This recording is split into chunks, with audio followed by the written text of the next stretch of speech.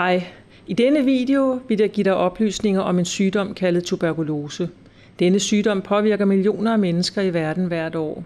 Det er lidt forskelligt, hvordan sygdommen håndteres i forskellige lande, og det skyldes, at viden om tuberkulose varierer fra land til land, men også fordi tuberkulose er mere udbredt i nogle lande end i andre.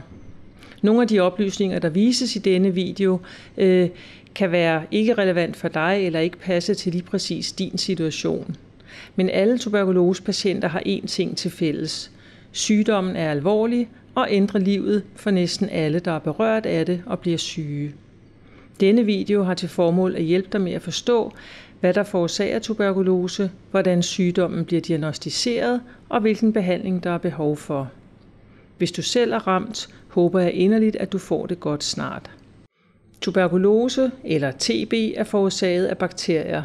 Disse er små og meget modstandsdygtige organismer, som kan indåndes helt ubemærket. Bakterierne indåndes og rejser ned til lungerne, hvor de optages af immunforsvarets celler. Disse immunceller er i stand til at fjerne de fleste bakterier. Men de bakterier, der forårsager tuberkulose, kaldet Mycobacterium tuberculosis i medicinske termer, kan overleve inde i immuncellerne og endda formere sig der. Den menneskelige krop genkender de inficerede celler og forsøger at fjerne dem, og det forårsager et såkaldt inflammatorisk respons. Nogle mennesker er i stand til at styre tuberkuloseinfektionen i mange år eller endda årtier uden nogen medicinsk behandling, og de behøver ikke at være syge. Nogle gange kan de endda komme sig helt og blive raske. Desværre kan immunsystemet ofte ikke stoppe formeringen af bakterierne, og så medfører det et inflammatorisk respons og derefter en langsom forværring af tilstanden med tuberkulose, sygdom og ødelæggelse af lunger og andre organer til følge. Den inflammatoriske reaktion i kroppen fører til de typiske symptomer på tuberkulose. Sygdommen skrider meget langsomt frem, og derfor kan symptomerne fortsætte i mange måneder, før man beslutter sig for at søge læge.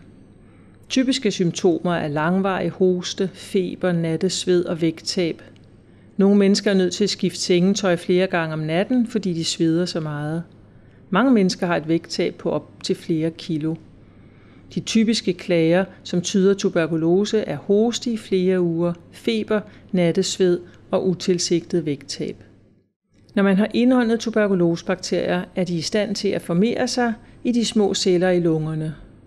Dele af lungen kan blive ødelagt af immunforsvaret i et forsøg på at fjerne de inficerede celler. Denne immunreaktion kan medføre huller i lungevævet. Disse hulrum er ofte synlige på røntgen. I hulrummet er bakterierne ikke længere tilgængelige for immunforsvaret. Desuden kan bakterierne blive udskilt fra et hulrum i lungen, når man hoster, hvilket gør en tuberkulosepatient smitsom for andre. Så længe man er smittefarlig for andre, vil patienten og alle besøgende være nødt til at bære beskyttende ansigtsmasker, som dækker mund og næse. Undersøgelser af opspyttet kan normalt afgøre, hvorvidt man er smittefarlig eller ej. Tuberkulose kan behandles med antibiotika. Desværre tager behandlingen mange måneder og kræver en masse udholdenhed. Du bliver nødt til at tage mange tabletter i mange måneder, og det er meget vigtigt, at du tager tabletterne regelmæssigt. Hvis du ikke tager pillerne regelmæssigt, vil behandlingen ikke lykkes. Bakterierne vil begynde at formere sig igen, og de kan blive resistente over for den antibiotika, vi har. Det fører til en endnu mere kompliceret og endnu mere langvarig behandling. I værste tilfælde kan sygdommen blive uhelbredelig og dødelig. Du kan bidrage til din helbredelse med enkelte midler. Det er vigtigt ikke at ryge. Det tager længere tid for rygere end for ikke-rygere at blive raske. Også frisk luft og lejlighedsvis sollys hjælper. Den vigtigste faktor er dog, at du regelmæssigt indtager den ordinerede medicin. Det sikrer, at helbredelse fra tuberkulose nås så hurtigt som muligt.